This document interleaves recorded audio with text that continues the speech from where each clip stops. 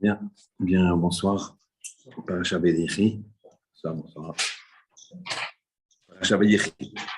Alors, parasha extraordinaire, donc on va faire ce shiur pour la Refoua Shelema de Nina Bat Twita. Que le jour lui comme une Refoua Shelema à elle et à tous les Cholei Amo Israël. Alors, nous avons, à la fin de la Parasha Vayechi, nous avons un événement un petit peu exceptionnel. L'événement est le suivant. Ceux qui veulent suivre, c'est le chapitre 47 et le verset 8. Donc là-bas, c'est Pharaon, il demande à Yaakov, donc je rappelle que Yosef a fait descendre son père et a fait descendre son père et toute sa famille en Égypte. Et il a présenté donc Yaakov à Pharaon. Il présente Yaakov à Pharaon, et qu'est-ce qui se passe? Pharaon va lui poser une question. Alors, on y va. Il dit la chose suivante. Vayomer, Pharaon et Yaakov. Il a dit Pharaon à Jacob, Kama yemeshene chayecha. Combien fait les années de ta vie? Les jours des années de ta vie. Vayomer Yaakov el Paro, il a répondu à Yaakov à Paro, yemeshene megorai. Les jours des années de pérégrination, Shloshim ou Mea Shana. Ils sont 230 ans. Meat, elles sont petites. Veraim est mauvaise. Ayou. Yeme Shene Chayai, les années de ma vie. Velo Isigu et Yeme Shene Chayai Avot, elles n'ont pas atteint les années de mes pères. Bimé Migurem, le temps de leur pérégrination. Alors ici, donc, on voit que Yaakov, quelque part, il se plaint un petit peu. Le principe qu'a donné à Kadosh Baruch Hu, c'est qu'un fils, il doit vivre comme son père, aussi longtemps que son père. Et si jamais le père il part jeune, lo alinu chas v'shalom, alors 5 ans avant l'âge du père et 5 ans après l'âge du père, mais le père il est parti on va dire à 110 ans. Donc à 95 ans, la personne, il faut comment qu'elle s'inquiète. Évidemment, il ne faut pas s'inquiéter comme ça de façon, mais ça veut dire que bon, alors c'est sérieux. Il faut faire encore plus de mitzvot parce que et 5 ans après. Donc il y a une période de 10 ans, 5 ans avant, 5 ans après. Ça c'est un principe. Maintenant, les Avot, ils devaient vivre 180 ans. Kadosh leur a donné une durée de vie de 180 ans. Abraham, il a vécu 175 ans. 175 ans. 175 ans, il a vécu Abraham parce qu'il a eu quelque part un chesed d'Hachem. Ça, c'est intéressant à regarder. C'est que comme Esav allait faire des choses terribles le jour de comme Esav allait faire des choses terribles le jour des 75 ans des 175 ans de Abraham, alors Akadosh Baruch Hu a pris Abraham pour pas qu'il voie Esav quitter le chemin de la Torah et des mitzvot. D'accord? Donc il est parti 5 ans plus tôt. Yitzhak, lui, il n'avait pas ce problème-là, donc il a vécu 180 ans. Yitzhak. Donc Yaakov, il aurait dû vivre également 180 ans. Très bien. Alors maintenant, cette phrase-là, Vayomer Pharaon et Yaakov, c'est que cette phrase qu'on a dit, c'est 2 versets qu'on a dit. Si vous comptez les psukim, vous verrez que il y a 33 mots. 33 mots. Et maintenant, on va venir au début de la paracha de cette semaine, Vayechi. Et Vayechi Yaakov. Yaakov, il a vécu Eretz Mitzrayim, Sheva Esre, Shana, 17 ans en Égypte. Et les années de la vie de Yaakov, c'était, puisqu'il a vécu 17 ans, il est arrivé à 137, 147. 147, il manque combien de temps? 33. Donc, nos maîtres disent que c'est ces 33 mots de la Torah qui ont été retranchés à la vie de Yaakov. Il aurait dû vivre 180 ans. Maintenant, il a vécu que 147 parce qu'il a dit 33 mots. Et la question, c'est qu'il ne les a pas dit vraiment, ces mots. Il y a une phrase, c'est lui qui parle, mais il y a une autre phrase, c'est Pharaon qui lui demande. Une phrase, c'est Vayomer Pharaon, El Yaakov. Où Pharaon lui dit, il a demandé à Yaakov, quel âge tu as? D'accord, Vayomer Pharaon, il a dit Pharaon, pardon, excusez-moi, Vayomer Pharaon El Yaakov, il a dit Pharaon à Yaakov, Kama Yeme Shene Chayecha. Combien sont les années de ta vie? Ça, c'est 8 mots. Après, il a répondu, Vayomer Yaakov, dans le deuxième passage, il y a 25 mots. D'accord? Donc, qu'on lui enlève 25 ans, peut-être, c'est très sévère, mais on conçoit. Mais qu'on lui enlève, comment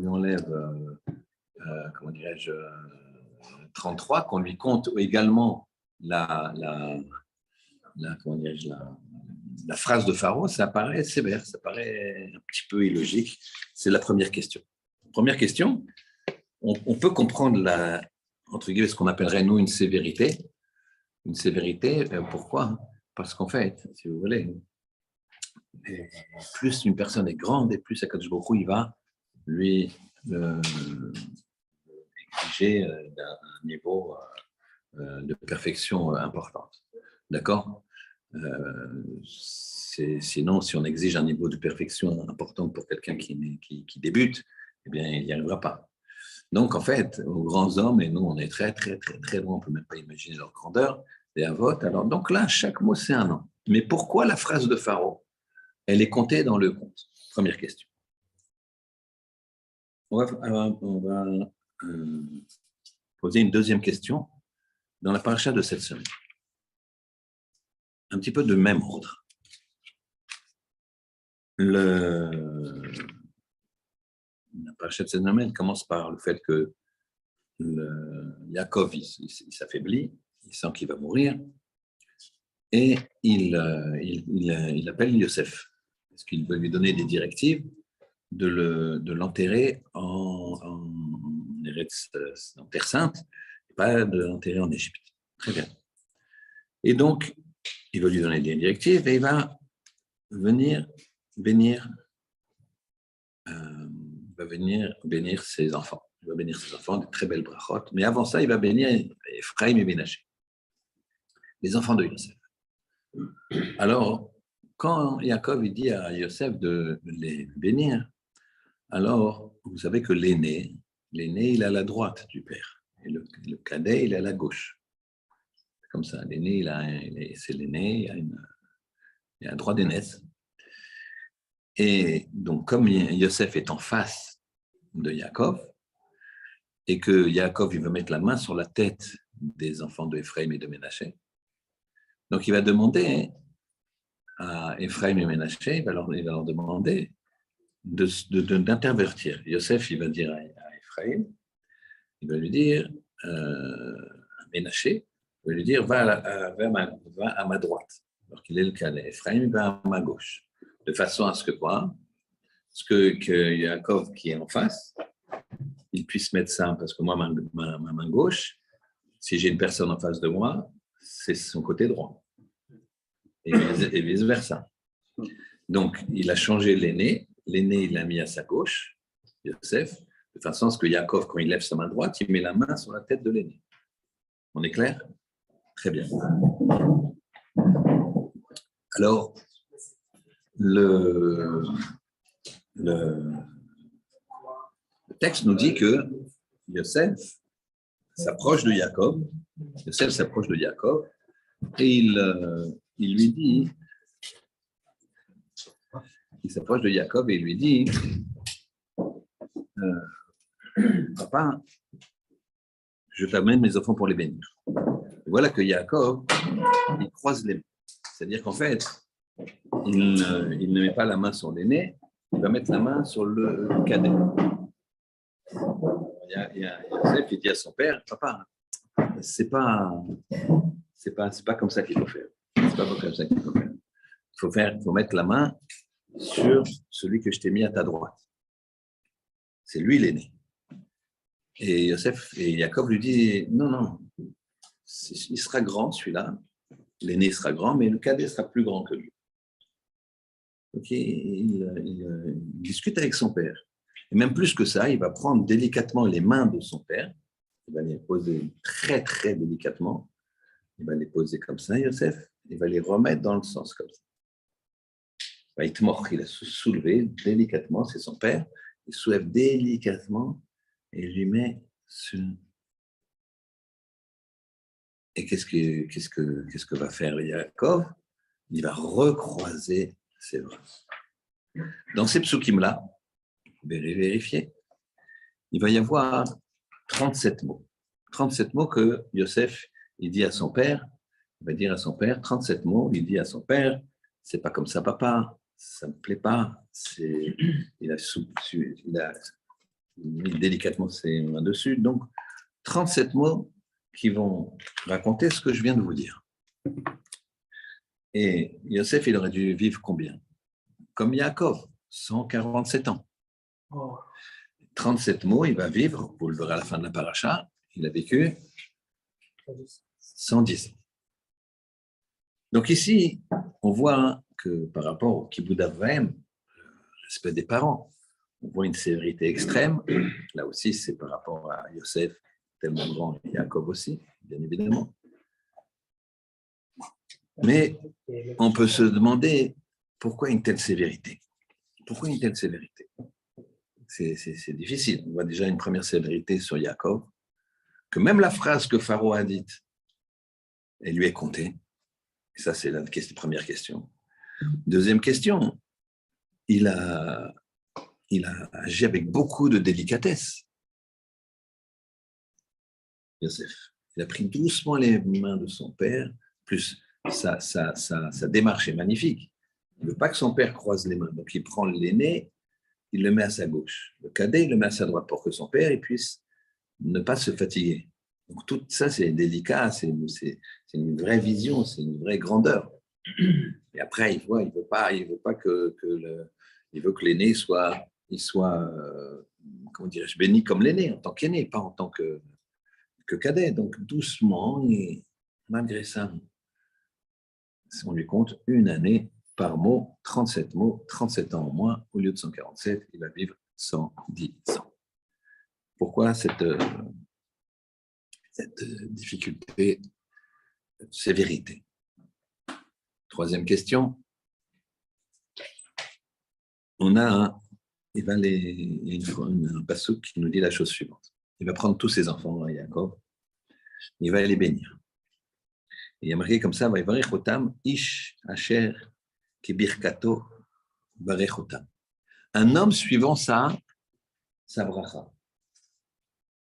C'est-à-dire que il a béni Yaakov, il a béni chacun de ses enfants selon sa bracha, le maître dit, selon son potentiel, selon ce qu'il est globalement.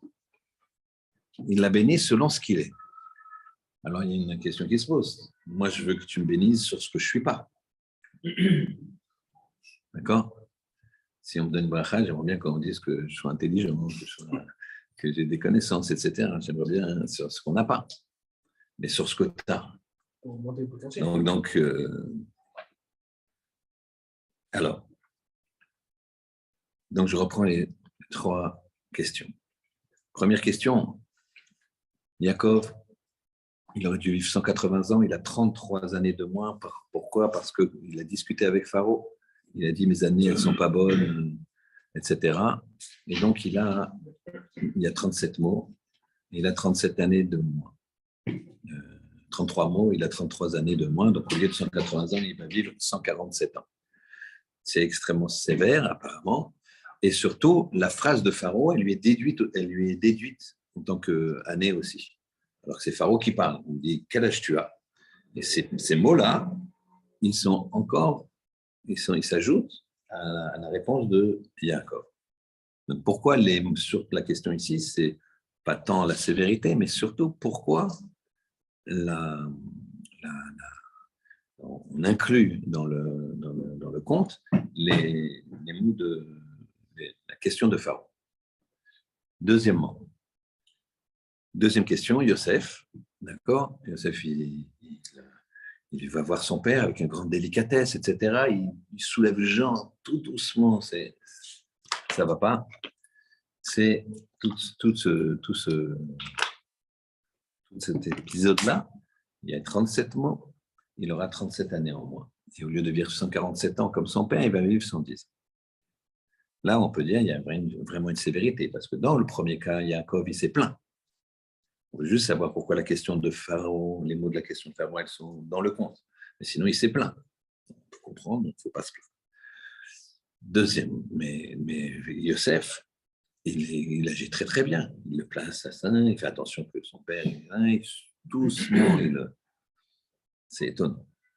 Troisième question, comment ça se fait que le Yaakov, ensuite, plus tard, il va bénir ses enfants suivant chacun sa bracha. Donc chacun son potentiel qu'ils ont déjà. Très bien. Alors, on va essayer de comprendre d'abord le principe général. Dans la vie, une personne, elle doit réfléchir et savoir qu'elle agit suivant des situations qui se présentent à elle, qu'elle a provoquées, qu'elle a cherchées, des fois qui lui, entre guillemets, tombent dessus. Il n'y a rien au hasard, mais apparemment, ça tombe dessus. Maintenant, si tu fréquentes des Chachamim, que ça tombe dessus de passer une nuit blanche à étudier, c'est que tu es obligé parce qu'il y a juste un minyan et qu'ils vont te dire non, on ne peut pas rester sans minyan. Et alors, ça t'est tombé dessus. Et si ça te tombe dessus parce que tu fréquentes des gens qui sortent la nuit et te disent non, écoute, il faut qu'on soit un bon groupe là pour rigoler, bah, ça te tombe dessus et ce n'est pas un hasard non plus. Donc, en fait, il y a les situations, elles viennent, ce n'est pas hasard, il n'y a pas de hasard. Parfois, on ne comprend pas, parfois, on ne voit pas le lien de cause à effet, mais il n'y a pas de hasard. Donc, c'est des situations qui se présentent à nous. Il faut savoir que chaque situation appelle à une appréhension de la situation pour analyser, pour savoir quelle mitzvah se présente à moi ici. Quelle mitzvah se présente à moi. Des fois, il faut parler, des fois, il ne faut pas parler, des fois, il faut se mêler, des fois, il ne faut pas se mêler. Donc, la vision, quand j'évalue quelque chose, d'accord, il y a le fait de voir avec ses yeux, on en parlera, il y a le fait d'appréhender, de voir une situation, effectivement, mais je la vois de façon globale, où je réfléchis à une situation. Et tous les éléments ici, le point commun dans les trois réponses qu'on va donner petit à petit, c'est une façon d'appréhender les choses, une façon de répondre à une situation. Et ça, c'est le plus important. Il faut savoir que les yeux, c'est ce qui est le plus proche de la neshama, les yeux. Les Koubalim regardent les yeux, ils peuvent voir la neshama, comprendre la neshama de quelqu'un, ils la voient. Des gens très grands. Je ne sais pas si l'homme existe de nos jours, mais à l'époque, ils voyaient. Ils pouvaient voir le Harizal, ils regardaient, tu as fait telle faute, tu as fait ça, hier soir, tu as fait ça, ou alors tu es un tzaddik, alors que le gars, il se cache derrière, etc. Ils voyaient, la neshama, elle est derrière.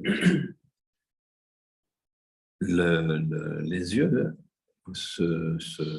c'est comme, entre guillemets, ce que fait faire le muscle. Le muscle, si tu le fais travailler dans un sens, alors il peut se développer ou il peut s'atrophier même. Si tu le fais mal travailler. D'accord? Si tu ne le fais pas travailler. Les yeux, c'est pareil. Si tu regardes des choses qui sont bien, alors tes yeux, ils vont pouvoir avoir le bon filtre. Si tu regardes des choses qui ne sont pas bien, alors tu n'auras pas le bon filtre. D'accord?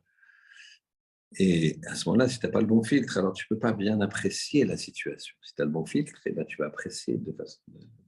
Au contraire, tu vas bien apprécier la situation. Pour ça, on va raconter une histoire. L'histoire est la suivante.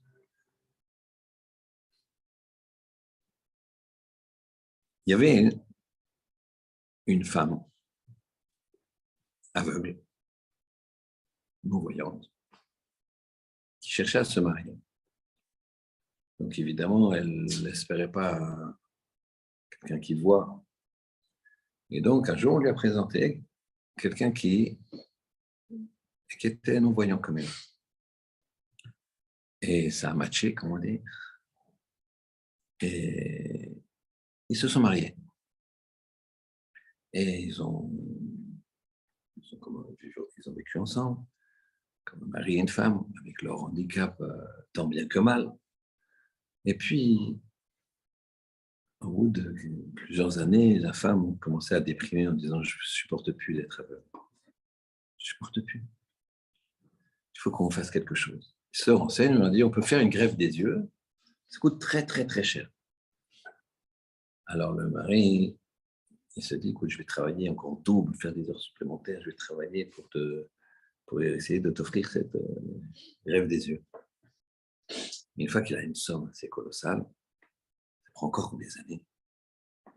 Ils vont à un institut spécialisé pour faire les greffes des yeux et ils lui disent « Écoutez, vous savez, une greffe des yeux, c'est quand, malheureusement, pour une certaine personne, elle décède et on voit que ses yeux sont exploitables, donc il faut prendre les yeux de quelqu'un qui vient de mourir très rapidement, etc. » Vu la comment dirais-je, la liste d'attente, on a vu la liste d'attente, on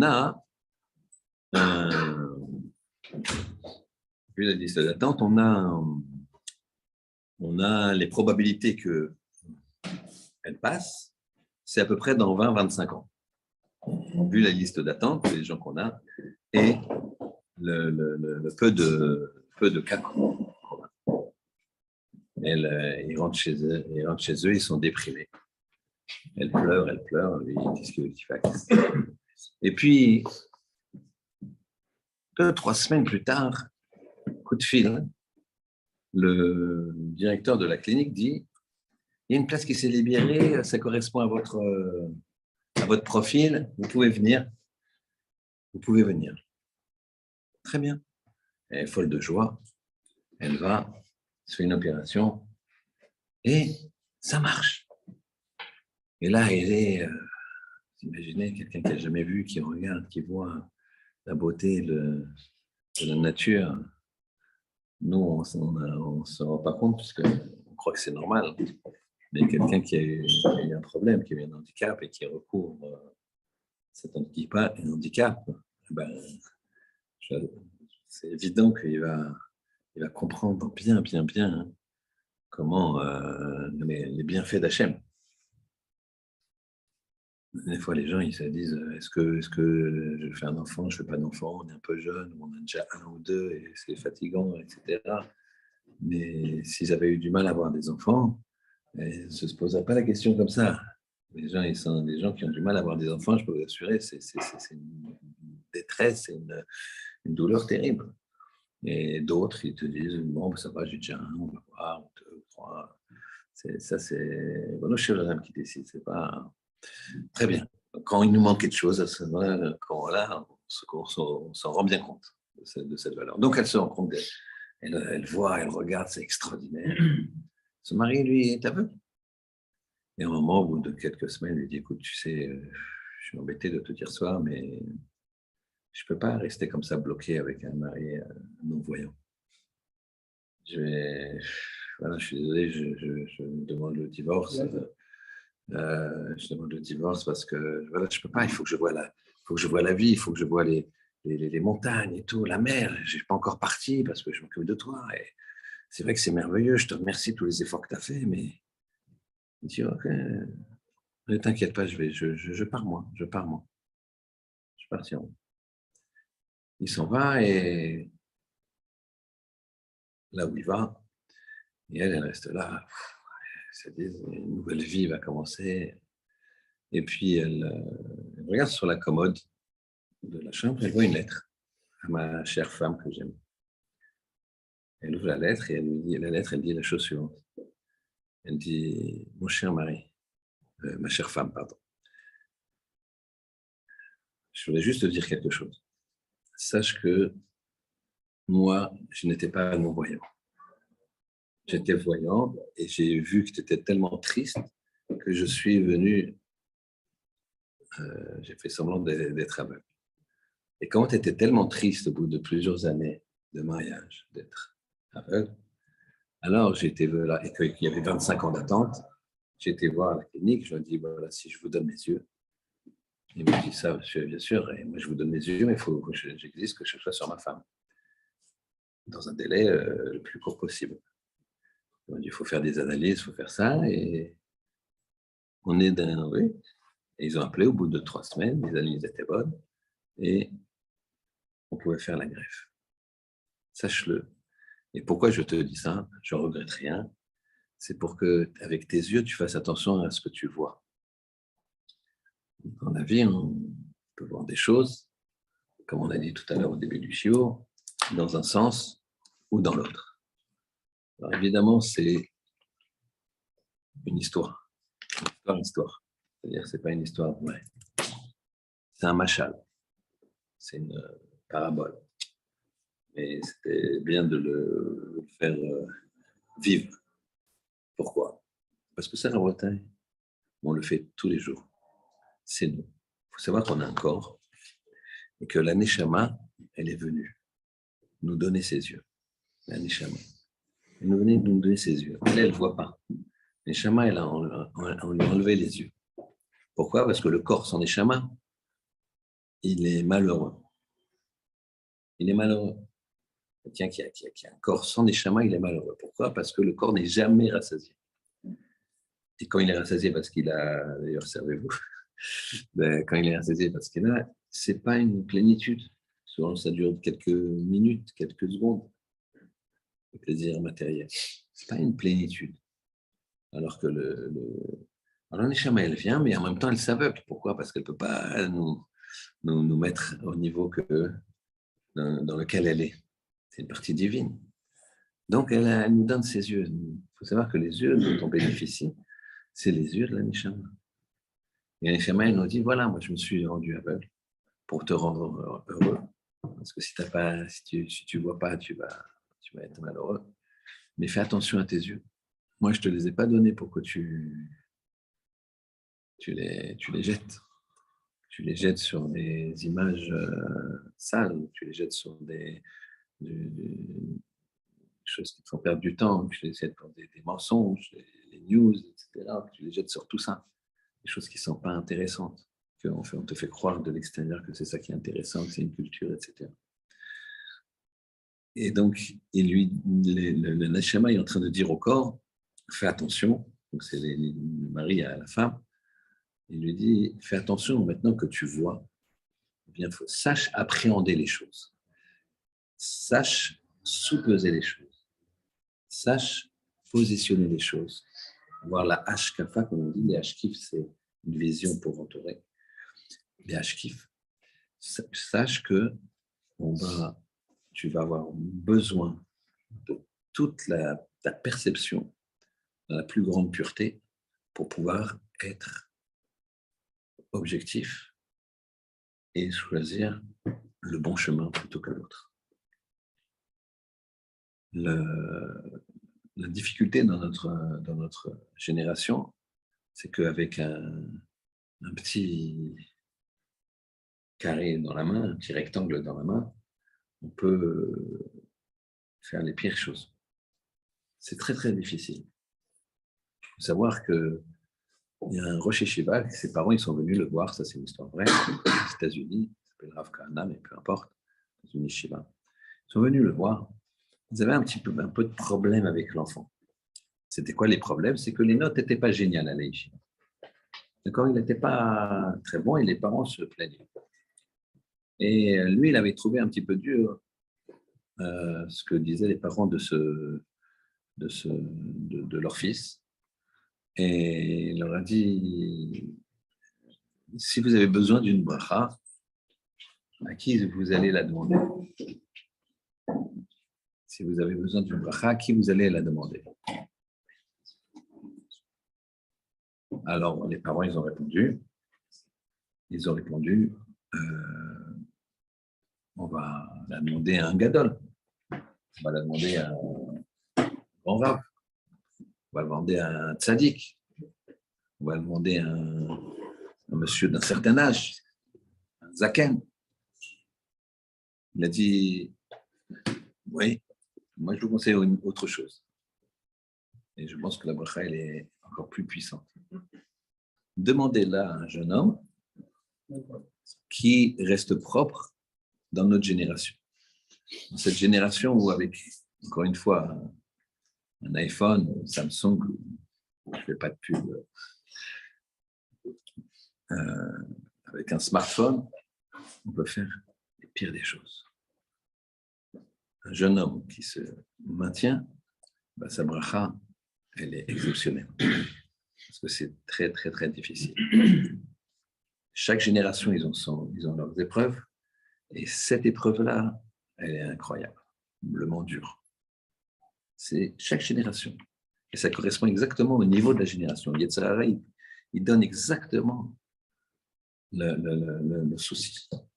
Et l'épreuve pour faire tomber la personne. Avant-guerre, hein, c'était le communisme, c'était les idées. Marxisme, communisme, les gens ils devenaient plus religieux, pourquoi il faut... Et c'était des, entre guillemets, jusqu'à ce qu'on s'aperçoive la réalité de ce que c'est. Sur le papier, c'est pas mal. On partage une communion, on vit ensemble, etc. Il y a quelque chose de joli. Après, quand on a vu que c'est une dictature encore pire, et que c'était les pires excès, etc., et que ça, c'est du vent pour avoir le pouvoir et maîtriser encore mieux les autres. Donc, mais au départ, c'est des idées puissantes, fortes. Donc ça, c'était le Yetzer Hara de l'époque. Ce qui faisait sortir les enfants de la yeshiva ou d'autres choses, c'était quoi? Du chemin, du bon chemin. C'était ce genre d'idée. Une femme qui s'appelait Rosa Luxembourg, qui était une femme politique extrêmement brillante, mais extrêmement assimilée. Elle s'appelait, je ne sais plus son nom, c'était un nom juif. Une russe juive qui s'est fait appeler Rosa Luxembourg parce qu'elle s'est naturalisée allemande. On en reparlera dans la paracha de la semaine prochaine, ce principe de cette assimilation allemande, et on verra un petit peu quel rapport avec l'Égypte. L'asservissement en Égypte, que pour l'instant on n'y est pas encore, mais la semaine prochaine on sera en plein dedans. Donc ça, je ferme la parenthèse. En tout cas, c'est quelqu'un qui fait attention à ses yeux, quel que soit l'âge. Les adultes ne sont pas épargnés non plus. Il y a la rue, il y a tout ça, c'est quelqu'un qui fait attention à ses yeux. Et particulièrement si c'est un jeune homme, alors on va lui demander une bracha. Pourquoi? Parce qu'il est tzaddik, qui fait attention à ses yeux. Oui, et aussi pour autre chose. C'est là qu'on va creuser. C'est qu'il a compris, quelqu'un qui fait de nos jours attention à ses yeux, il a compris, il est devant une situation, il a compris ce qu'il fallait faire devant cette situation. Et des fois, il faut ouvrir les yeux, des fois, il faut fermer les yeux. Et il a compris ça. Quelqu'un qui a compris ça, alors il a fait ce que Hachem lui demande de faire. C'est ça le problème à leur niveau, bien sûr, exceptionnel, qui sont incomparables. On n'est même pas des poussières par rapport à eux. Le problème de Yaakov et de Yosef. C'est quoi leur problème? C'est que Yaakov, pourquoi on lui compte, on avait posé la question, pourquoi on lui compte les jours, les paroles, pardon, on lui compte comme années, on déduit les années, les paroles de Pharaon. C'est qu'il était devant une situation. Pharaon lui pose une question. Il le met dans une situation, et sur cette situation, Chazal explique, moi j'ai honte de dire ça, c'est nos maîtres qui expliquent, que la question qui lui a été posée, qui est normalement, qui n'engage que celui qui la pose, il a mal perçu, puisqu'il a donné une réponse qui n'a pas plu au Ribono Shel Olam, puisqu'il s'est plaint. Et Hachem sait, Dieu sait, l'expression elle est bien à propos, qu'il avait de quoi se plaindre. C'est quelqu'un qui a vécu, et à ce moment-là, il a vécu quoi? Il vient dès son enfance, il est pourchassé par son frère. Et après, il veut le tuer. Après, il s'enfuit chez Lavan. Chez Lavan, c'est que des arnaques, c'est que des pièges. Après, il revient et ça lui fait encore le tuer. Après, il pense se reposer. Sa fille Dina, elle se fait violenter. Et ensuite, il veut encore se reposer. Et Yosef, il croit qu'il est mort. Et en plus, comme il n'est pas mort, alors il ne se console pas. Je me dans son chesed, quand quelqu'un est niftar, quand je me donne avec le temps une consolation. Les nous, il donne, c'est Hachem qui fait ça, pour pas que la personne reste avec sa douleur initiale, qu'on ne soit plus jamais affecté d'aucun deuil. Mais ceux qui ont vécu ça, sur le coup, c'est intolérable, c'est insupportable, c'est très très dur. Puis finalement, le temps fait, dans le chesed inouï d'Akadosh Baruch Hu, ça s'oublie. Mais lui, ça s'oublie pas. Pourquoi? Parce qu'il était vivant. Donc c'est une douleur comme ça, lancinante, comme ça. C'est terrible pour lui. Parce qu'il ne se rend pas compte qu'il est vivant, mais d'un autre côté, il n'a pas, il a pas la vision de savoir que Yosef est vivant. Mais d'un autre côté, il a quoi? Donc il croit qu'il est mort. Et d'un autre côté, Yosef n'étant pas mort, il n'a pas le principe de la consolation. Donc c'est terrible. Donc il a vécu quelque chose de difficile. Il a vécu quelque chose de très difficile. Et donc quand il répond que ces années, elles sont mauvaises, il a de quoi répondre que c'est mauvais. Mais le jour où il a décidé qu'il fallait pas faire cette réponse, et non seulement il fallait pas faire cette réponse, mais en plus, il fallait, on lui a présenté une situation avec la phrase de Pharaon, et ça, il l'a, entre guillemets, pas perçu comme il fallait. Et c'est pour ça qu'elles lui sont comptées, ces 8 mots-là de la phrase de Pharaon. C'est clair? C'est-à-dire que c'est cette situation qu'on lui a proposée. Quel âge tu as? Ça, il n'a donné pas une bonne réponse. Alors, même la question, je lui compte comme un problème. Pourquoi? Parce que ça démarre de l'appréhension de la question. Et c'est ça le principe de la vie. C'est ça que je vous disais. Dans la vie, on a des situations qui sont devant nous. Il faut savoir quelle mitzvah se présente à nous. C'est ça qu'il faut se dire. Pas se dire quel business se présente à nous, quel profit je peux tirer pour montrer que je suis le plus intelligent, le plus beau, le plus ce que tu es. C'est pas ça qu'il faut dire. Quelle mitzvah se présente à moi? Est-ce que la mitzvah, c'est de se taire? Est-ce que la mitzvah, c'est de parler? Est-ce que la mitzvah, c'est de partir? Est-ce que la mitzvah, c'est de parler comme ci ou comme ça? C'est ça le principe. Et la Torah nous montre des fils très fins sur lesquels nos pères, ils ont glissé. Elle nous montre quelle sévérité pour qu'on comprenne que une situation, chaque fois, il faut se poser la question. Qu'est-ce qu'il veut Hachem de moi? Et quelle réponse il veut que je donne à ça? Est-ce qu'il serait content que je fasse cette chose-là? J'avais dit dans un shiur la semaine dernière que quand tout est toujours téléphone, tout est enregistré, d'accord? Le profil des personnes, c'est des data. Et les data, c'est la personne, à force qu'elle cherche, je ne sais pas quoi, tel produit, ou elle va sur tel site, et bien ça devient la machine Facebook ou Google, ou ce que tu veux. Elle analyse, elle le précise de plus en plus, et tac, tac, tac, tac, tac, tac. Donc c'est comme un œil qui voit, une oreille qui entend, tout qui analyse. Mais la vraie oreille qui entend, l'œil qui voit, c'est le Ribono Shel Olam. Et quand tu fais quelque chose, il faut se demander, est-ce que j'aurais honte de le faire devant mon père ou ma mère, ou même devant mes copains? Alors, s'imagine si tu as honte de le faire devant ton père, ta mère, ou même tes copains, alors imagine, il y a Ribono Shel Olam qui est là. D'accord? Tu aurais honte de le faire devant Baba Salé. Si Baba Salé était là, on serait tous... on se redresserait. On se redresserait. D'accord? Donc, c'est ça le principe. Yosef, c'est pareil. Yosef, qu'est-ce qu'il a fait? Ton père, il croise les mains. Il veut bénir le cadet plus que l'aîné. Ça y est, ne bouge pas, ne dis rien. Comprends que ton père, il a une vision qui est plus puissante que la tienne. Et puisqu'elle est plus puissante que la tienne, dis rien. Mais lui, ça partait d'un bon sentiment. Il pense que son père se trompe. Délicatement, il soulève les mains. Ce n'est pas la perception qu'il fallait avoir au niveau de Yosef. D'accord? Encore une fois, on se place à leur niveau.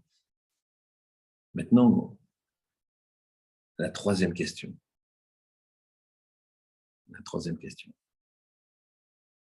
Quand Yaakov il bénit ses enfants, on a dit quoi? Qu'il les bénissait suivant leur bracha, c'est-à-dire suivant les qualités qu'ils ont. Donc, quand tu bénis quelqu'un, d'accord, je ne pense pas que Rockefeller, il va voir un baba et il lui dit, bon, c'est pas les mêmes époques et tout, et il lui dit, bénis-moi que j'ai une bonne parnassa. Et je pense pas. Non, l'argent amène l'argent et j'aime l'argent, mais je ne pense pas. En général, tu donnes une bracha sur ce que tu as envie, ce que tu n'as pas. D'accord? Les gens, ils ont des problèmes dans un domaine, ils vont demander, ils ont des problèmes de parnassa, et je voudrais une parnassa, ils ont des problèmes avec Dieu préserve l'enfant, et donne-moi les enfants, j'ai des problèmes etc., pour se marier, donne-moi une épouse, fais-moi une bracha que je trouve un bon zivou.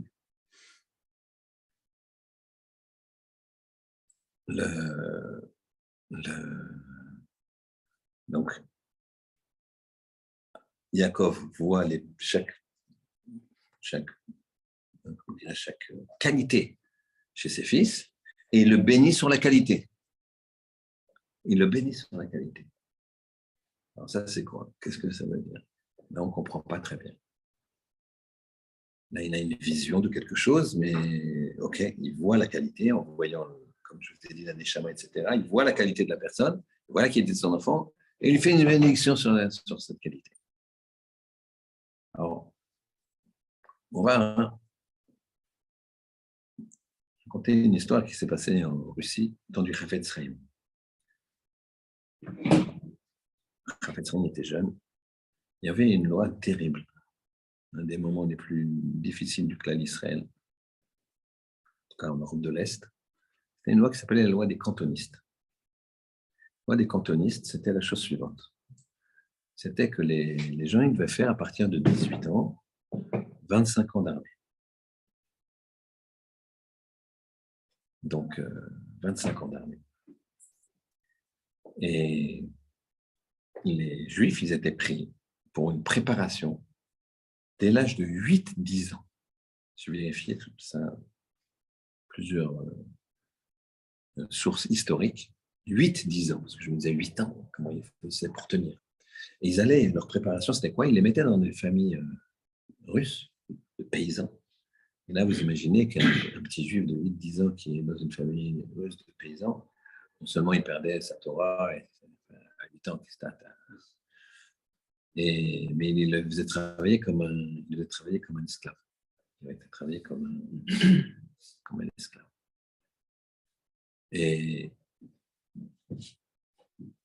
voilà que dans chaque village, il y avait un responsable.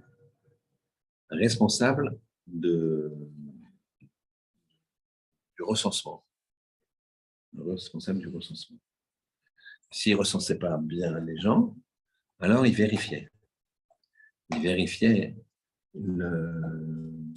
allaient dans la ville, ils regardaient les naissances, et ils frappaient aux portes, quoi.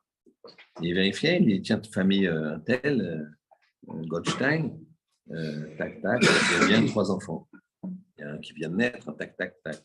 Ils avaient des registres, d'accord, que tenait ce juif-là, et ils faisaient des descentes. Donc, ils faisaient des vérifications pour ne pas se faire avoir. Parce que ça aurait été facile de ne pas déclarer. Et ce qui se passait, dans certains villages où il avait un grand cœur, ce préposé-là, il risquait gros. quand les enfants ils commençaient à avoir 8 à 9 ans, et plus, parce que c'était à partir de 8-10 ans, mais c'était évidemment chaque année qui se rapprochait de 18 ans était dangereuse. Eh bien, il disait, l'enfant est parti, il est parti à Varsovie, il est parti dans tel endroit, il n'est plus à la maison, il le cachait pendant des mois. Ou alors il est mort, il est mort. Et le, cet homme-là, qui était un homme bon, il a, il a caché plein d'enfants, enfin caché, il a déclaré plein d'enfants morts, plein d'enfants euh, qui sont partis de chez eux, euh, qui ont été dans d'autres villages, au risque péril de sa vie. Un jour, il s'est disputé très fortement avec un voisin. Le voisin, une histoire vraie, hein, messieurs. Et le voisin, il a dit, il s'est vraiment disputé. Le voisin, il s'est énervé. Le voisin n'était pas quelqu'un de très correct. Et à un moment, il lui a dit, fou de rage, l'histoire ne dit pas quel était l'objet de leur querelle, fou de rage, il dit à ce responsable du recensement, qui a sauvé beaucoup, beaucoup de gens, il lui dit, je vais te dénoncer. Je vais te dénoncer que tu as fait sauver des gens. Et il commence à hurler, il commence à partir. Sa femme, il lui court après. Les gens, ils truc, tu peux pas faire ça, il va être exécuté, etc. Sa femme, elle lui court, elle lui dit, écoute, tu peux pas faire ça, il va être exécuté, etc. Elle dit, j'en ai rien à faire. Rien à faire. Et elle lui dit à un moment, elle lui dit, mais ça va nous retomber dessus parce que lui, il nous a caché un de nos fils. Il a menti. Donc s'ils viennent, ils vont refaire le truc. Donc c'est très. Donc ils vont venir le chercher. Donc tu risques, notre fils, il risque quelque chose à cause de toi. Tu veux lui faire du mal, mais tu veux faire du mal à nous. Et à toi, parce que tu as fait une fausse déclaration. Donc toi, tu as fait une fausse déclaration, tu vas être rattrapé. Et notre fils, il risque finalement de partir parce que ils vont le retrouver. Et donc, et lui, il est fou de rage. Il dit, c'est pas grave, l'important, c'est qu'il soit puni avant qu'il soit puni.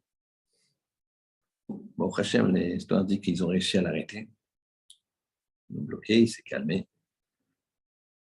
Alors, regardez ce manque de vision des choses. On a pris ici une caricature pour montrer comment des fois, quand on a une pulsion, comme ça, comment on réagit mal, comment on n'arrive pas à se contrôler.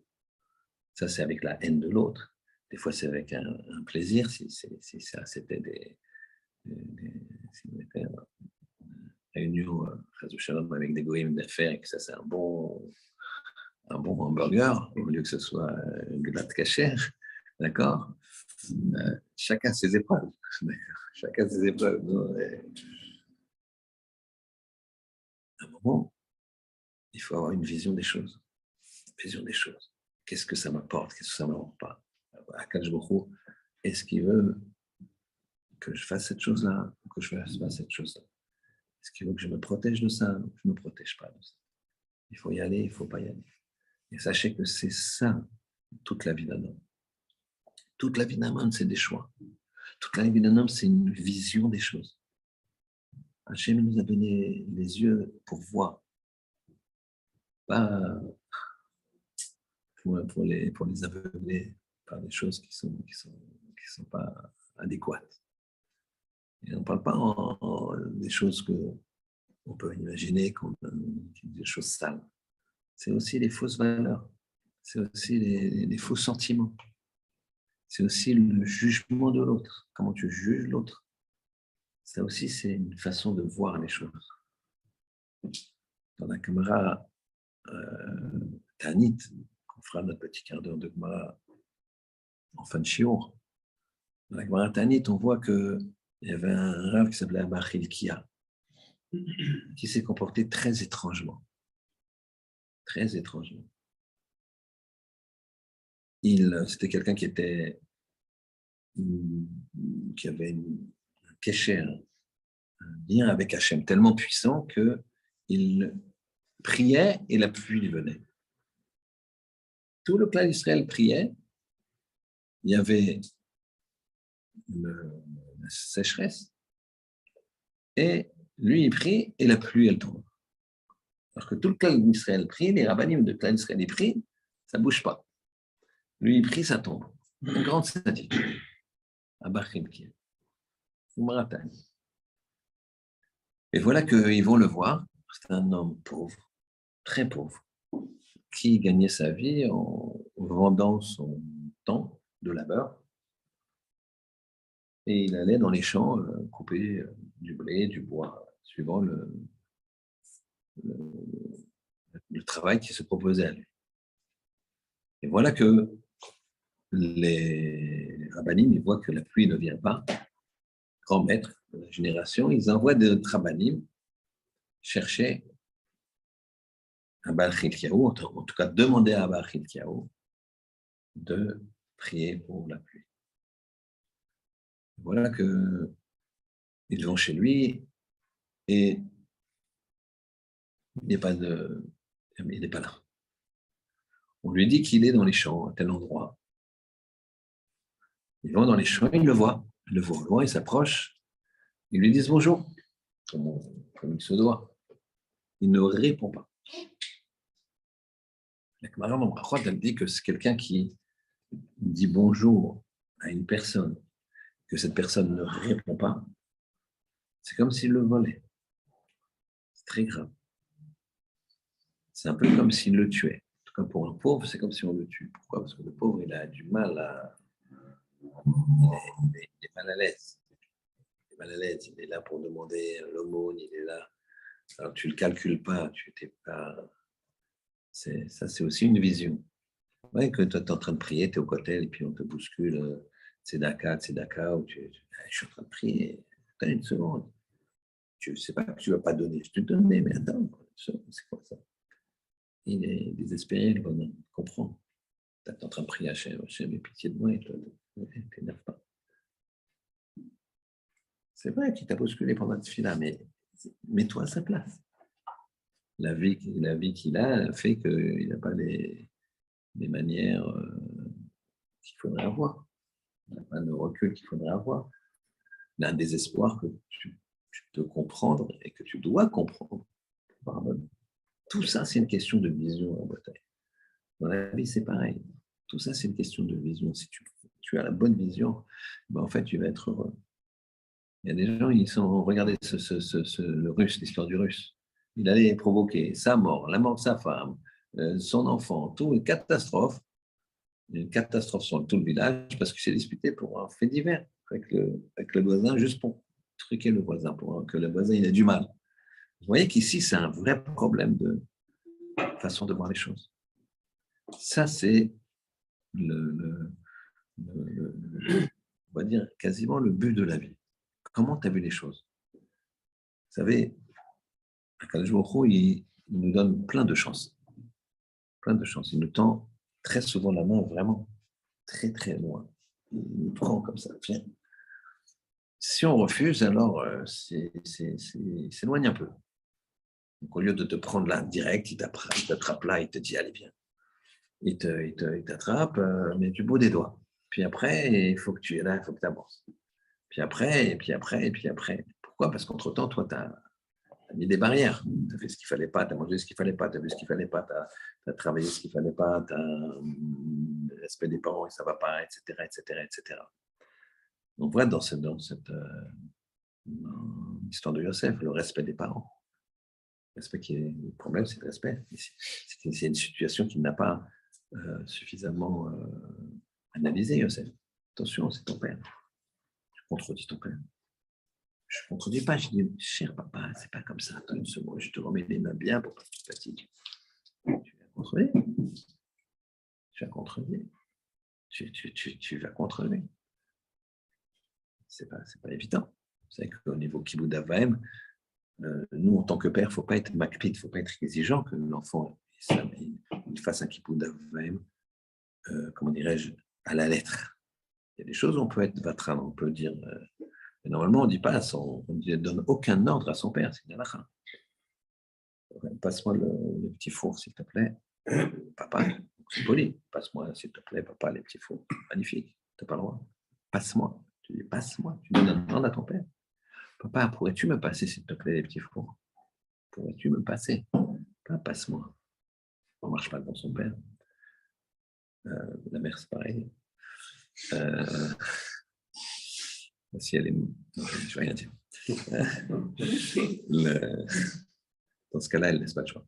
Donc, en tout cas, ça, c'est le grand principe, c'est la grande idée ici de ce que nous apprennent ici, cette paracha. Que tu as des yeux, c'est pour appréhender une situation.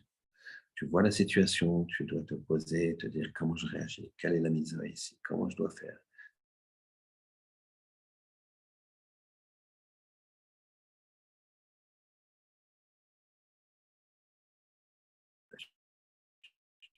Pose la question. À toi d'analyser. On peut pas. Ça, c'est sûr.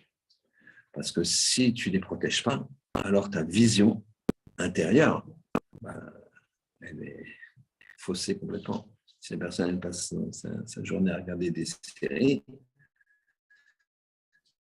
c'est évident que quand il va devoir analyser une situation difficile, donc tout ce qui fait la vie, même ses choix dans la vie,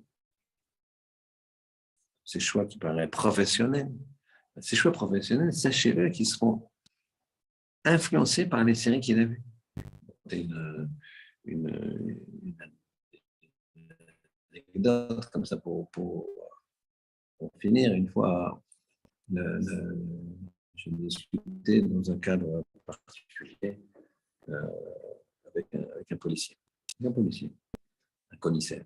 Je ne mettais pas en cause, messieurs. J'ai un casier judiciaire vierge, ne vous en faites pas. Bon, et c'était un cadre où moi, je vais donc je vais comme ça, vous savez, le cinéma, ces choses-là, ça influence beaucoup les jeunes. Et lui m'a dit, voilà, monsieur Rabbin, pas exagérer quand même, pas le cinéma et tout. Puis, le sujet qu'on avait abordé. Et puis, à un moment, je lui dis, je voyais, il avait les traits fins un petit peu, vous regarderez les motards, tout ça, ils sont un peu beaux gosses comme ça. Et lui, s'il n'échappait pas à la règle. Et je lui ai dit comme ça, je lui ai dit, et vous, qu'est-ce qui vous a donné envie de faire ce métier? Et il me répond, c'est-à-dire que comme s'il avait oublié ce qu'il m'a dit avant, il m'a dit, bah écoutez, je vais vous dire, c'est une fois, j'étais gamin, j'ai fait un film après Jean-Paul.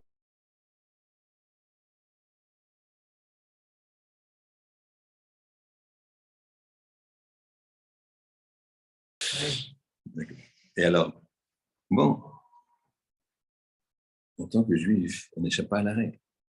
Ce que tu regardes, ce que les gens ils se font, ils regardent les séries, ils deviennent comme le héros des séries que je ne connais pas, ils passent leur temps à regarder le football, ils s'imaginent Mbappé, bon, il faut être bronzé et tout ça, mais bon, il faut faire attention à ce qu'on voit. Je ne dis pas qu'on n'est pas je dis pas, chacun il doit prendre son présent dans ce travail-là, savoir raboter. Une personne ne peut pas sortir ici et se dire j'arrête tout. J'arrête tout, j'arrête tout, je me rase la tête, je mets les péodes, je ne sais pas, ou je vais dans une yeshiva, j'arrête de manger, j'arrête de boire. Non, c'est pas ça. Quand je il veut.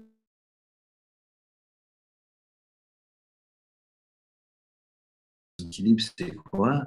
C'est de progresser avec un chemin, une pente qui n'est pas raide, une pente qui peut être un peu difficile à monter, mais il ne faut pas qu'elle soit trop, sinon tu t'essouffles.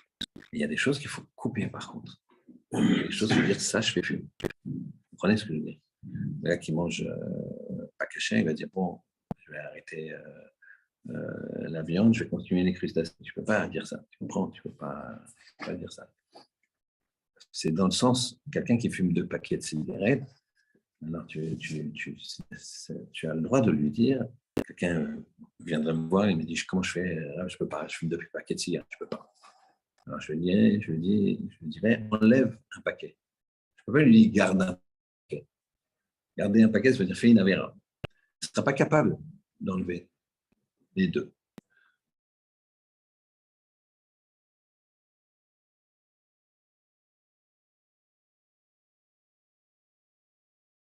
Et sur les yeux, tu peux casser. Sur les yeux, c'est pas cigarette, et encore, c'est une vraie volonté. Le Rav Shlomo Zalman Auerbach, il fumait 2 paquets de cigarettes par jour. Évidemment pas Shabbat, c'était un Gadolador. Et un jour, il fume, et il y avait un ex-étudiant de Yeshiva, il a vécu très longtemps, qui était devenu médecin, et il est niftar dans les années 80. Donc commençaient à apparaître les méfaits de la cigarette. Et donc, il va voir son Rav. Ah, ça va, qu'est-ce que tu deviens? Je suis le docteur, je suis médecin, tac, tac. Puis le Rav, il fait, vous savez que c'est pas bon pour la santé. Ah, on est en train de fumer, avec un paquet de cigarettes à côté de lui. Il lui dit, ah bon? C'est dangereux pour la santé. Ah ouais. T'es sûr? Il dit, Rav, je suis sûr. Mais vraiment dangereux? Il dit, oui. Bon. Il écrase sa cigarette, prend son paquet, il le plie comme ça, il le déchire, il le jette à la poubelle, bon, j'arrête de fumer. Bon, ça, c'est des... Nous, en tout cas, on doit avoir cette vision à la bataille. Vision de faire attention à nos yeux, à l'image de cet homme-là, de cette Neshama-là, qui a donné ses yeux, qui nous a donné ses yeux. Cet homme qui a donné ses yeux à sa femme. C'est exactement, on est dans ce cas-là. Donc, la Neshama, elle est enfouie là, et elle ne peut plus voir. Elle a une puissance, mais elle va sortir du corps après 120 ans. Mais dans quel état? Ça dépend de nous, de ce qu'on fait. C'est ça le principe. Avoir la bonne vision, la bonne appréhension des choses. Alors, on avait parlé de la Gemara Ta'anit. On va la lire pour ceux qui sont en Zoom. C'est la page de Gemara que je vous ai envoyée. Pour les autres, je vous donne la feuille. Alors, dans la Gemara, il y avait marqué la chose suivante. Dans la Gemara, il y avait la chose suivante. On avait parlé au départ. C'est bien, monsieur, c'est dommage. Il y en a d'autres, c'est ça que je vais vous enlever. Tu peux faire ça.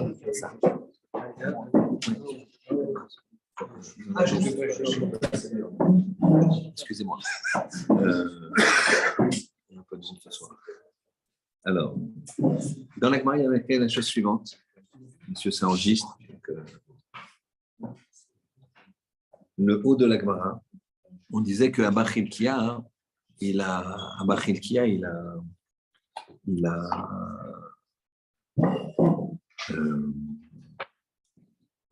était dans les champs, il n'a pas répondu au bonjour. On est d'accord? Abba Chilkia, il y a les grands maîtres ont envoyé des rabbanim dans les champs, ils lui disent bonjour, il n'a pas répondu au bonjour. Donc, Vélo Esber, donc c'est tout en haut, Vélo Esber, et il n'a pas tourné, happé le visage. C'est-à-dire qu'il n'a pas répondu. Il n'a pas répondu. Non, je suis tout en haut. Béphania, vers le soir. Béphania, vers le soir. Il y a d'autres. Béphania, vers le soir. Qui avait Menaket Tsevi, il avait pris des bois d'arrêt Tsevi. Donc en fait, il coupait des bois. Il a porté les bois et il les a mis Bechat Kafta, Ketfa. Il les a mis sur son épaule. Veklima, Bechat Kafta, Ketfa, et son vêtement sur une autre épaule. Imaginez, j'enlève ça, j'enlève un vêtement là, je mets tout sur cette épaule et là, je mets la charge. Donc, il a pris le vêtement, il l'a mis sur une épaule, et le reste, il a mis ses fagots de bois. Donc, c'est complètement bizarre. Un, il ne répond pas au bonjour. On a dit que c'est très grave. Deux, il lève son vêtement, il le met sur son épaule, et sur l'autre épaule où il n'y a plus rien, donc il n'a pas le vêtement principal, il met ses fagots de bois. Kuleoche, donc je suis troisième ligne, troisième mot. Kuleoche, tout le chemin. L'oseyem mesane. Il ne mettait pas, il n'a pas revêtu ses chaussures. Qui mettait les mayas, quand il arrivait dans l'eau, seyam mesane. Il a mis ses chaussures. Qui mettait les imés, quand il arrivait quand il arrivait dans des ronces, il soulevait son vêtement. Il matait les matins. Quand il est arrivé à la ville, Nafka des Beito, il a trouvé sa femme. Sa femme est venue, elle est sortie. Donc, quand il est arrivé dans la ville, d'accord, il arrivait le soir, donc sa femme, elle savait très bien comment il arrivait, puisque c'était la nuit. Donc, sa femme, elle se postait dehors et elle sortait, d'accord, sa femme, des métaux, léapé vers lui, qui mekishita, toute maquillée. Elle sortait dans la rue, version, comment dirais-je, version sortie de mariage, quoi. C'est étonnant. Qui matait les bêtas, quand ils sont arrivés à la maison, Alad des Beto Berecha. Il a laissé rentrer sa femme devant. Il y a des règles de Tsniut qui sont qu'un homme, il ne marche pas derrière une femme, même si c'est sa femme. Et là, il l'a laissé le passer devant. Donc, il y a beaucoup de choses qui sont incroyables. Vadar Aïl Io. Et après, il est rentré. Vadar Aïni Rabanan. Et ensuite, les Rabanan, ils sont rentrés. Ils sont restés sur le pas de la porte. Yatif, il s'est assis. Et Kari Chifna, il a coupé son pain, c'est-à-dire qu'il a donné à manger. Velo Amar Léo les Rabanan. Il n'a pas dit au maître, ces maîtres qui sont venus lui demander de prier pour la pluie, tout, Krecho, Plo Grifté. Alors, il n'a pas dit au maître, venez et asseyez-vous qu'on partage notre repas. Alors, il a donné une partie aux plus jeunes, la moitié d'une partie, la moitié d'un pain, plaque, les kashisha chada, ou le zoutra très, pardon, aux plus jeunes il a donné un, ou le zoutra très, et au plus vieux il a donné un, au plus jeune il a donné deux. Pourquoi? Tout ça, c'est des comportements qui sont incompréhensibles. Il ne leur dit pas de rentrer, t'imagines, ils sont devant. Il y a des rabbins qui sont là, nous, on ne dit rien. Dis, asseyez-vous, mangez, buvez. Amar Léo les Beitéo, il a dit à sa femme, il y a Dana, je sais, des rabbanan que les rabbanan, Mishum Mitrakatu, ils sont venus pour la pluie. Il lui chuchote à l'oreille. Tu sais, ils sont venus pour la pluie. Nisak, Nehegera, montons sur le toit, et Nibaer Achme, et demandons la miséricorde du Ribono Shel Olam, Efshar, d'Emiratse Akadosh Baruch Hu, peut-être qu'il voudra, Hachem, écouter notre prière, sous-entendu, Veya et Témétré va nous envoyer la pluie. Velo Narzik Tivutan Inafshin. C'est joli, hein? Et on ne va pas se faire mousser. Donc faisons-le discrètement. Ils viennent demander la pluie. Tu sais quoi? On monte discrètement sur le rooftop, d'accord? Et on prie, il pleut, on redescend, ça y est. Le bon Dieu, il a fait pleuvoir, on n'y est pour rien. Ça coule les gras. D'accord? Ils sont montés sur le toit. Kam Io, lui, il a été Bechada Zaveta. Il a été dans un coin. Il était dans un coin du toit. Et elle, Bechada Zaveta. Il a été dans un coin aussi. Kadim Saluk Anane Me Arzevita, des Beitio.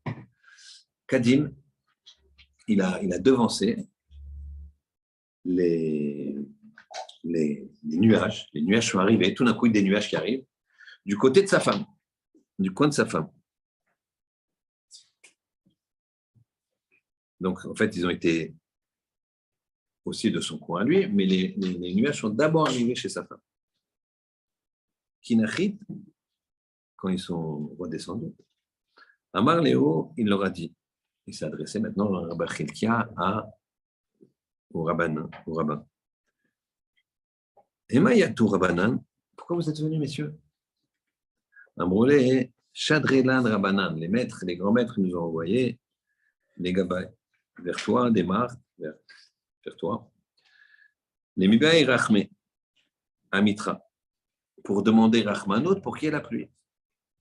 Amar Léo, Baruch Hamakom, il a dit, Hachem, il est source de bénédiction. Chez l'eau, Itzrich etrem le'aba Chilkia.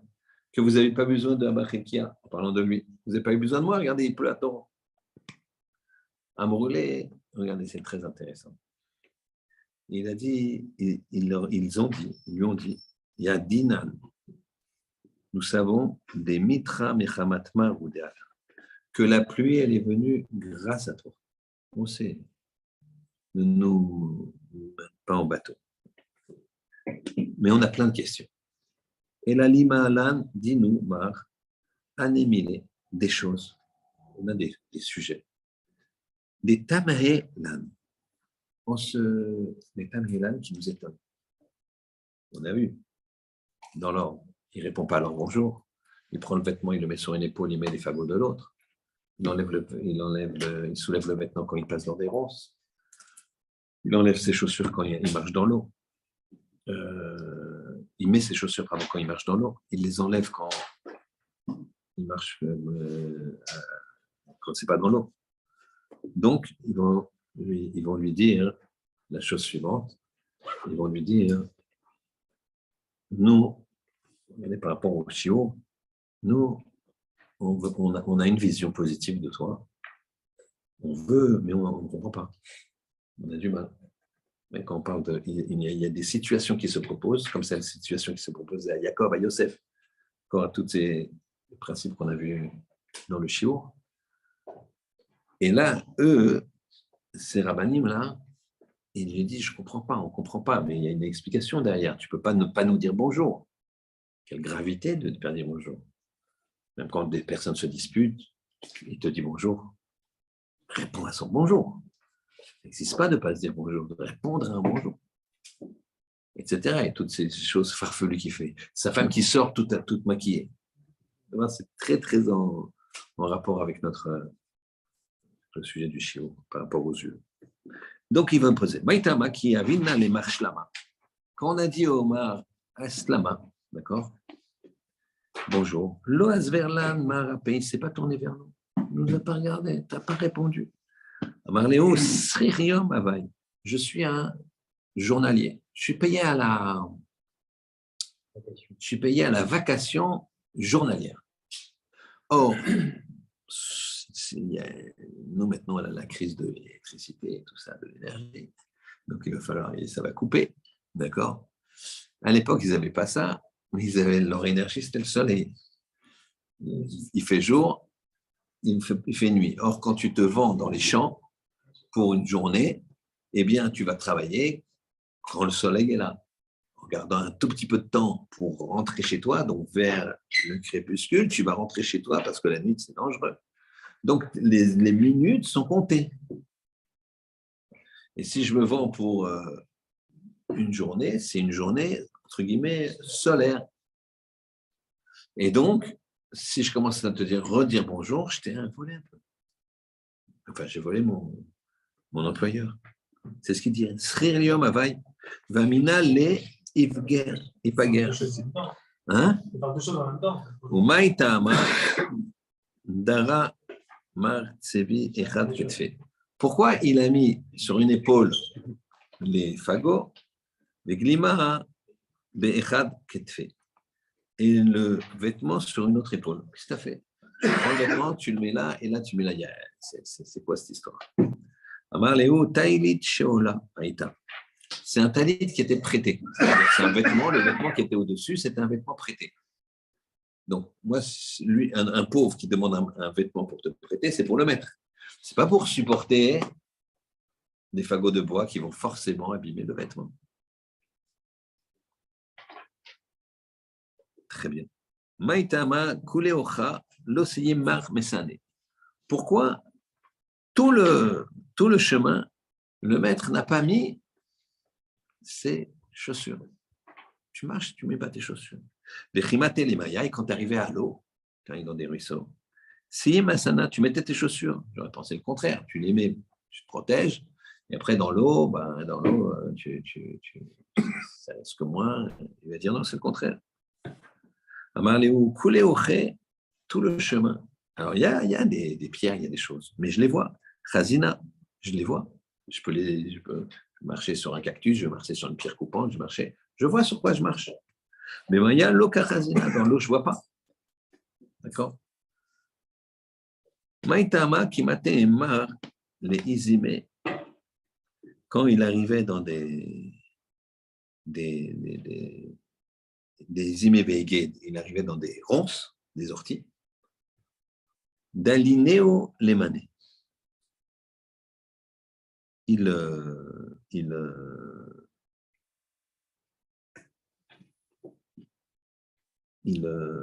montait son vêtement.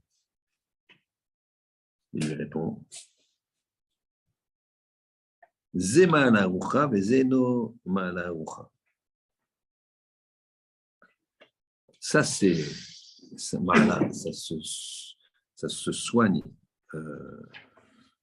lentement, et ça ne se soigne pas lentement. C'est-à-dire qu'en fait, quand il se déchire, si je déchire son vêtement, c'est fini. Il faut le recoudre, il est fragilisé. Par contre, si c'est la jambe, ça cicatrise. Après, il lui dit Maïtama kimate mar le mata. Quand le maître est arrivé à la ville, Nafka de Beitio, elle est sortie, la femme des Mar, qui Mikeshita, toute parée, pas qu'elle est sortie comme ça, elle est sortie toute parée, la plus belle perruque, le maquillage et tout. C'est incroyable, on parle ici de la marché de Kia, on parle ici il y a 2000 ans, quoi. Pas 600 ans. Amar Léo, regardez ça, c'est incroyable. C'est pour ça que je fais ça. Entre autres.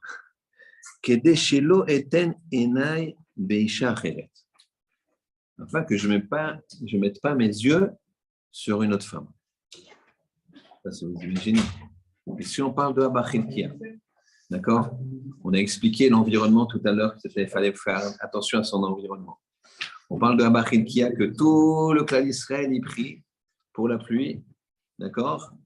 Et lui, il prie pour la pluie, et ils n'arrivent pas, et lui, il prie, il monte sur le toit, et 3 minutes plus tard, il pleut à torrent. On parle d'un homme qui habite sûrement pas à Las Vegas. Il est à Bnei Brak, il est à Sharim, je ne sais pas où il est. À Balkim Kia, il n'est pas.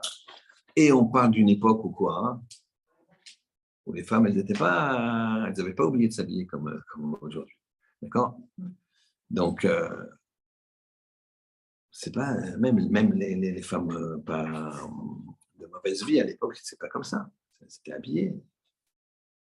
Je sais pas, mais c'est évident. Eh bien, sa femme, elle sort pour pas qu'il mette les yeux sur une autre femme. Bon, regardez comment les yeux, c'est important. Pour pas qu'il mette les yeux sur une autre femme. Donc, elle sort toute maquillée, c'est marqué Kachité. Le chat, il est clair, il est net, il est précis. Il n'y a pas la force des yeux, la puissance des yeux. On finit.